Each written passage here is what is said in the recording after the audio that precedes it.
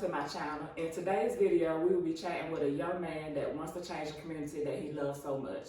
A small town hero he is. And a hero is not only someone that saves lives, but a hero is someone that is admired or idolized for courage or achievements. And this young man here is, excuse me, this young man here is in that category because he is looked at as a hero in so many people's eyes. So y'all help me welcome Abbeville native, a retired veteran, go Army, a loving husband, and a proud father, Javen Williams. Hey. All right, Javen, come on in. How you doing? I'm good. How are you? I'm good. Before we get started, I just want to say thank you for coming, taking time out your schedule to come and talk with me and my cousins out there. I know you're probably a busy man, but I just want to say thank you for coming to talk. Thank you for the opportunity. Yes. And before we get started, is there anything that you want to say before we get started with this interview? Not really. You Not don't really. have I'm just, you just get into it. You can just get He ain't got nothing, cuz, so we're going to get right on into it. So, the first thing I like to ask everyone that I interview is, who is? So, who is Javen Williams, the person that people admire and people look up to? Right. For me, I'll just say, for the most part, I'm just myself, you know what I mean? But I'll just give glory to God for who I am because, I wasn't always this person growing up. I made my mistakes, even though, everybody didn't see them or didn't notice my mistakes. I made them. So for the man I am today, I just say glory to God, and that's it. Okay. All right. So the next question is, how was you growing up as a kid? Was you a problem kid, or was you one of them kids that accomplished so much in school that got A's and B's, got all the awards? How was you? I was a pretty good kid. I wouldn't say I was a problem kid, but I will say I was sneaky. You know what I'm saying? I did some of the same stuff that people consider the bad kids do. Okay. I just kind of got away with it. You know what Okay. I'm saying? But and also at the same time accomplishing stuff and making things happen. So sneaky how? Like sneaky sneaky in the house, like do something around the house and then try to point the finger at your other sibling, or sneaky, your mom say, don't do this. Yeah, something like that. My mom said the same way that teenagers drink and smoke and do all of that, I was doing the same stuff, you know what I'm saying? But I was just kind of taking care of business too. So, my sneakiness I kind of got away with a lot of that sneakiness. Okay. But it caught up sometimes too. I did get caught up sometimes, but. At home? You got in trouble at home? Right. Or where people that saw the potential in you would report back to your parents. Right. So it was that kind of, you got in trouble, or did your mom or dad just know the type of person you were? Just kind of trying to be, you can only be sneaky but so far, you know what I mean? So my mom would just kind of catch on to things. Me and some of my friends, she'd be like, I got a drug test on here. I want you, and everybody started scattering. She'd be like, now, one of y'all should be able to take it, stuff like that. So that's what kind of, and so this was at, what age did this start at? This probably was like, we was driving, so at least 16. Okay, 16. So before 16, there was no sneaky issues. It wasn't too much of that. No. Or like how they say, around 13, 14, we get to smelling ourselves. Right. So when did you start? At that age, my problem probably was women, probably girls, not women, probably girls at the time. So that probably was my thing. My mom always telling me, that ain't cute. Talking to different girls, that ain't cute, So. Oh, you was one of them. She always wanted me to be like, a wholesome. A wholesome. Right. Okay. And stick to one lady and stuff like that. And so you wasn't like that. 16 is, 16, you still trying to figure out life and trying to narrate stuff. And, so you wasn't really, who was thinking about a sweetheart? Right, exactly. At 16. Exactly. Every mom just want that for their son. The best. Every mom want the best for their kids. That's right. Right, wrong, and indifferent. That's right. Someone told me this before. You can stand with your child, but don't stand behind your child. Right. Meaning, if your child is wrong, you let that child know they're wrong or whatever. And so that's probably what your mom was doing. That's right. Because she wanted the best for you. That's right. Okay. So, moving on. Growing up, what did you want for your future? Like, because we as teenagers and our moms wanted the best for us, we thought college, right? They thought college was the number one thing. We had to go to college. And seeing that you are a young black man, not college oriented, but you are successful right now. Right. What did your future look like? Did you feel like college, you had to go to college because it was not been you, or how did you feel? So that was a funny part because my mama, she wanted me to go to college. She took me to visit schools and everything, and on the way back from, I think we had went to like LaGrange College because at the time, Alfred Shipman was my football coach, and he was like, "Hey, look, it's an opportunity for you to play football. You know, it's a D3 school. It'd be like academic scholarship for athletics or whatever." So my mom was like, "Yeah, we're gonna go visit." So we went to visit, and I just wasn't really feeling it still. So on the way back, I was like, "Hey, Mom, you know, I think I want to join the Army." She was like, "The Army?" So she was like, "I don't know. Like, I want you to go to school." So I was like, "Hey, I'm set. Like, that's what I want to do. You know, my granddad did. I want to do." So I told her, if I join the Army, I'll still pursue a degree. You know what I mean? I said, and then we won't have to pay for it because going to that school, everything wasn't full ride. We would still have to pay some money. So I was just like, look, I know we ain't in a position to be trying to, you know, put out extra right now. So I'll go to the Army and I'll still get it. Right. So like right now, I'm in school. I'm taking online classes, but just to do it really, you know, pursuing associates in nonprofit leadership, since that's kind of something that I'm into. So yeah. So college was not for you. It was not. It was, and still not really. I'm just doing it, but it still ain't really for me. And so, did you think growing up that you would be in college? Yeah, I thought college or at least like a community college to like get some type of tech degree or tech certificate or something. But like once I made that Army decision, I just kind of stuck with it. But growing up, I did think, you know, I probably would go to college or something like that. What did you want to be? I'd probably say like an engineer or something. Like starting at, let's see, because we have to figure it out around 16, 17. Right. Because 16, 17, we got probably 2-3 more years left in school. Right. So we have to figure it out. So when did you figure out, okay, college, I got to go to college because I know my parents want me to go to college. But now I need to figure out what I want to do. Right. So at what age or what time did you think, or was that even a question? I think that for me, it wasn't even about what I wanted to be or what I wanted to do. I think it was just trying to be successful at something or just doing something, you know. And at the time, I'm like, okay, well, I don't know what I want to do, but if I go to the Army, I have a little time to figure it out, right? And the Army, if not, the Army will help you figure it out. Yes. If you don't figure it out, they'll help you figure it out. So that's kind of the route I went. Because that's how I was. I was 16. The military was not a career for me.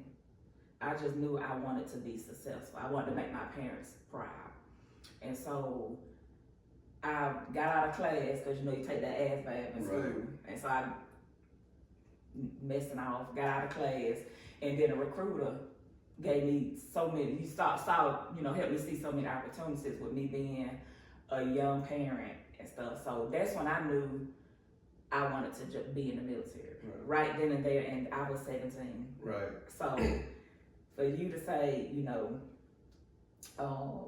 that college wasn't, for you to figure it out. Right. You figured it out and knew that college wasn't for you, and then say, okay, if I go into the military, I can still do college. Right, exactly. So my next question is, when did military life become a priority to you? So I'll say this. When I was in high school, our football coach made everybody, I believe juniors and seniors, go take the ass bath. Like none of us really wanted to go take the ASVAB. They said, hey, look, all y'all want to take the ASVAB. So we went and took the ASVAB. So everybody who scored decent on the ASVAB, the recruiters started coming in and just wanted to sit down with everybody. So the first recruit I sat down with was actually a Navy recruiter. And I was real close to going to the Navy. Then when I met with an Army recruiter, I was like, okay, this might be a little more my speed. Okay. And so then that's whenever I decided, hey, I'm going to the Army. So I really didn't make the decision until like I was real close to graduating. Right. So then once I made that decision, I kind of said, now I had a shoulder surgery like a couple months prior. So I wouldn't be able to leave as soon as I got out of high school. So I had to wait like another 6-7 months. To get cleared. So during that time of me waiting, I worked with the city and I was a trash man pretty much. I was dumping trash for like 6-7 months. Saved up my money, and then that last month I just took the whole month off and blowed all that money that I saved. So yeah. Because you knew you was joining. Right, I knew I was about to leave. I'm like, I'm just gonna enjoy and have fun this last month. So, okay, okay. So how was military life for you? The years that, you know, did you want to make it a 20-year career? I did. That was really my actual plan, to make the Army a 20-year career. But, or more. Right, or more. Okay. But yeah, that was actually once I got in, I said that would be the plan, but I just, you know. Okay, so what has the military taught you, or what have it gave you to be in the position you are in today? Right. I'll say that it helped me with like management skills. It helped me to know that, you know, I don't always want to be on somebody else's time, that I kind of want to be on my own time. You know, even if I did get a job, you know, I would get a flexible job, you know what I mean? And that I wanted to be around my family, you know what I mean? So my family is in Abbeville, and I was away all the time, and it was just like, what is life without my family, you know? So then, you know, moving back home was big for me. So that's kind of what it taught me, to you know, not take having your family for granted. Okay. And, you know, helping me with like management skills and knowing that I wanted to be able to control my own time. Okay. And so what caused you to not be in the military no more? Like so during my time in the military, I got in a little situation and I couldn't get promoted. I couldn't go to schools. I couldn't do anything, right? So I started thinking about what is something else that I wanted to do, you know. And growing up, I would always be in like the barbershop culture. You know, I'd be at Celine barbershop and different stuff. Okay. And they would let me hold their clippers and use the clippers and different stuff like that. So I was like, man, I want to go to barbering school, but I really couldn't find a barbering school that offered like night classes and that I could go to. You know, after work, cause I still had to go to work, the Army thing, you know what I mean? So I met this guy who was a preacher, and he had a barbershop, and he was starting a barber school, and someone actually introduced me to him. My barber introduced me to him at the time, and so I started going to his class at night, his school at night. In between that, I deployed, and I came back, and but once I finished, once I was in it, I knew I had a passion for it. And my first day in there, he was like, if you could open up a barbershop, what would you name it? Where would it be? How much would you need to start it? That type of thing. So I wrote it down, and I put, I would start this barbershop after I retired. In 20 years after I retired from the military, or however many years I had left. And, but like, once I finished and completed it, you know, God was like, why wait till you retire? You know, when you can start now, you know, so, yeah, that's what kind of landed me to get out. So barbering was never always in you? No, it was never it was once you got in the military. Right, yeah. Like I always wanted to do it, but it was never something that I said, hey, I'm gonna do this for a living. Like, you know. Okay, so how long was the schooling? Or how long was the process for you to start the barbering, learn it, right, and come here in your town and open up a barbershop? I was supposed to be able to complete this in like 9 months, but because of deployment, because of the Army and my time in and out, it took me like 2 years to even finish the program. And then once I finished the program, 2020, I got out in 21, and then I opened the shop. Okay. So, yeah. Okay, so. But in between that, I worked at a barbershop in North Carolina, Game Time Barbershop. Oh, so you did all this in North Carolina? Right, in North Carolina. And then came home and opened the shop. And opened up your shop. Right. Was it stressful? Opening up from start to finish? Right. I'll say that it was stressful. It really was a faith move for me because the Army, was just a guaranteed paycheck. Me coming home not knowing what it would be like, you know what I mean? So it really was like, hey, look, God, you told me to do it, I'm gonna just do it, and I know it'll pay off. So that's kind of the route that I took with it, because I wouldn't say stressful, but I'd say kind of nerve wracking, not knowing if the ends were gonna meet like they were already meeting. Okay. Okay. And so you being in the military, opening up a barbershop, and then you have a nonprofit created to lead. Right. How is that going? So, for me, like, God always giving me visions and giving me new things to do. And I love new beginnings, I love new things, but with this nonprofit, down the line, I see it being a daily thing or something that I do, daily. But right now, we just kind of do events here and there. Okay.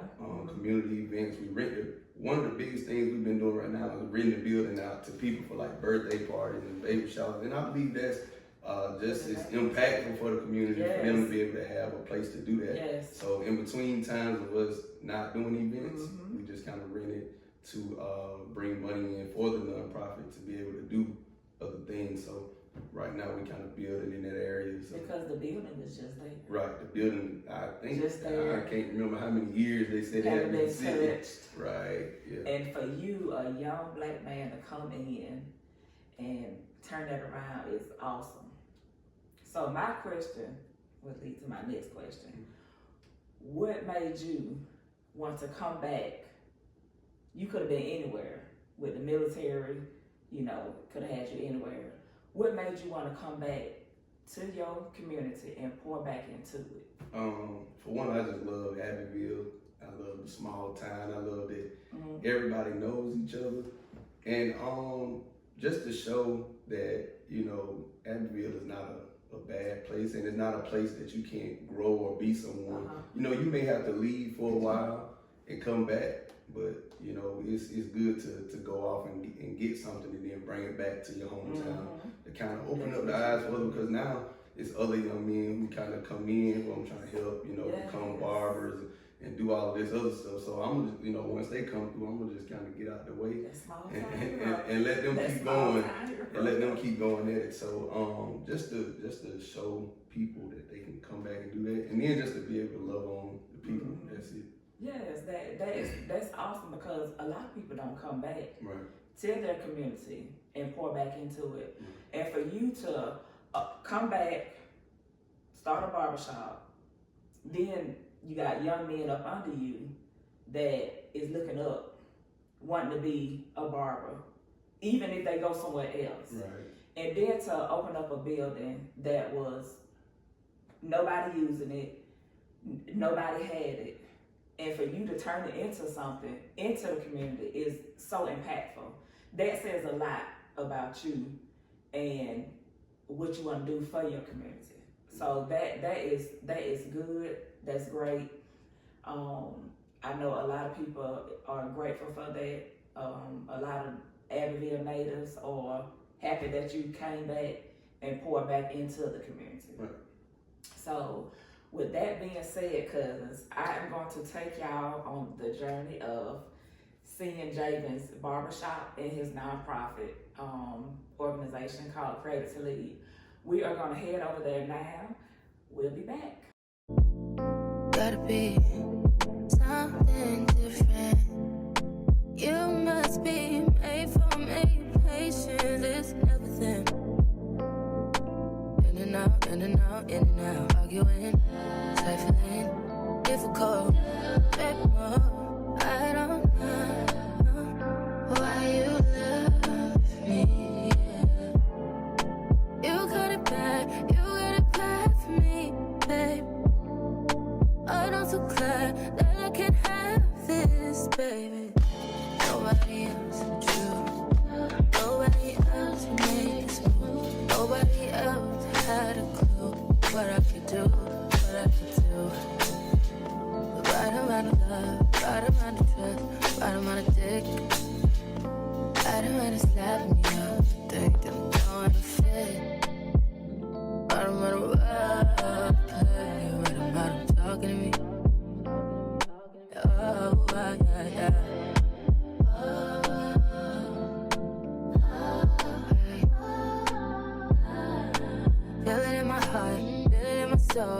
feel it in my body, feel.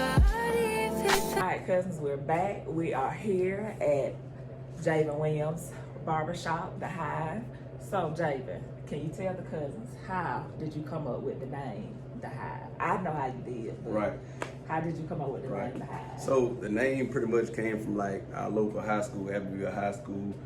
They yell Hive Nation for the jackets in the athletic world, and just the school yells Hive Nation. I believe it came from the class of 2016. I know Travis Horn had a little bit to do with the Hive Nation saying. So Okay. I kind of pulled that from them and added it to the shop name to make it more of a hometown shop. So, Okay, yeah. The Hives, and that's where we at right now, in The Hive. And so, my next question, how important was it for you to come back to Abbeville and start this barbershop? Right.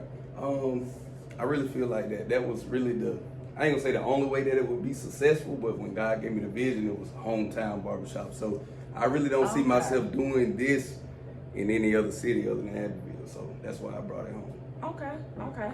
And so, do you plan on working here for a long time, or do you plan on just coming? Because you know, people have barbershops for a long time, Right. and they pass them on down the generations. Right. So, what is your plan?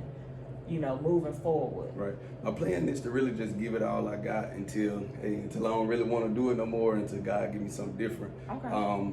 That's why, like, while I'm doing this, I try to raise other barbers up behind me, whether that be like Fat, Martavis Glenn. Okay. I have a young guy named Jason Thompson who come up here and kind of shadow me and watching me now. So when I feel like one of those guys are ready and it's time for me to step down, then I'll just step down. Okay. And then just kind of leave it to them. You know? Okay. But you'll still be coming in. Right. I'll still come in. Will you still be coming to cut hair? Maybe like a day or two once that time comes. But right now I'm all in. But when that time comes. Or probably just coming for the energy, like just to get up in here and sit in the barber chair. And I do love cutting hair, so to be able to cut hair sometimes too. So. Okay. Yeah. Well, there you have it. Javen Williams at his barbershop, The Hive. And so our next spot is Created to Lead. We'll be back. Gotta be something different. You must be made for me. Patience is everything. In and out, arguing, trifling, difficult. Back more, I don't know why you love me. You got it bad for me, babe. I'm so glad that I can have this. All right, cousins, in here, Javen has it where you can sign the wall. So if you're ever in Abbeville, make sure you sign this wall. This is dope. The Hive Barbershop in Abbeville, Alabama. Y'all come check it out. Gotta be something different. You must be made for me. Patience is everything. All right, cousins, we are here at Javen's nonprofit organization, Created to Lead. This is what he started. How long did it go? So in 2018, me and my sister had started Created to Lead Scholarship Foundation, and that's what led us here. So it was a scholarship at first. Right. So when I was in the Army, what I would do is just the senior class, we would give a laptop to like a graduating senior, and that started in 2018. And then once I decided I was going to come home, I wanted it to be bigger than just graduation time. I wanted it to be something that we could use, more to impact the community. And so I knew we couldn't just call it a scholarship foundation, so we changed it to nonprofit organization. Right. So do y'all still give out the laptop? Right, we still do that too. Oh, awesome. This is so awesome. So what do you want for the boys and young men growing up in this community and outside the community? Right. What do you want for them? I would just say, for them to find their purpose, seek the Lord and just find the purpose, like what it is that you're supposed to be doing or what you're living for. Like for me, I'm a barber, but I know that's just a gift, that's not really my purpose. So my purpose of giving and impacting and touching people, so prayerfully, you know, they'll find their purpose and what it is that they're supposed to do, and it kind of gives you a reason to live. You know what I mean? Because I can say my wife and my kids, so, but you know, God willing, nothing ever happens to them. But if something did, my purpose would still give me a reason to continue living and continue pressing on. So for them, I would just say purpose first. Purpose. Right. Okay. And last question: what keeps you motivated to keep going and to keep helping others around you? Right. Other than my family, I'll say just the impact. You know, people coming to me with results, saying that, hey, look, you helped me. You helped change my life. You know, you helped make me a better person. You know, that kind of keeps me going. Just the testimonies from people. You know, and knowing that it's actually touching people. But sometimes I can feel like, well, that didn't really, you know, we did this, but did it impact or did it help anyone? And then, you know, a few days later or an hour or so later, you get a message saying, hey, look, man, appreciate what you did for me. You know, it helped me. You don't know how much that meant to us. So that's what kind of keeps me going. Because all it takes is one. Right. If you can just help one person, you've done your job for that day. That's right. And so this is big here. For you to start this and then move it in a positive direction and have a meaning behind it is so great, and it's so great to the community of Abbeville. And with that being said, we are done. But before we go, I love to give people their flowers, and I don't want to bring you flowers because I know men love flowers. We good. So, man, this is your flowers, whether you pour it here or pour it to the barbershop, you can literally split it up. This is your flowers. Thank you. Because I know people greatly appreciate it, and I was once an Abbeville native, and I know I appreciate, I don't even live here no more, and I appreciate what you're doing because you're changing kids' lives, one kid at a time. So I just appreciate that. And I just say thank you, and this is your flowers. And so with that being said, I want to thank you all for watching. Please like, comment, subscribe, and stay tuned for the next interview. Bye. See y'all, cousins. Gotta be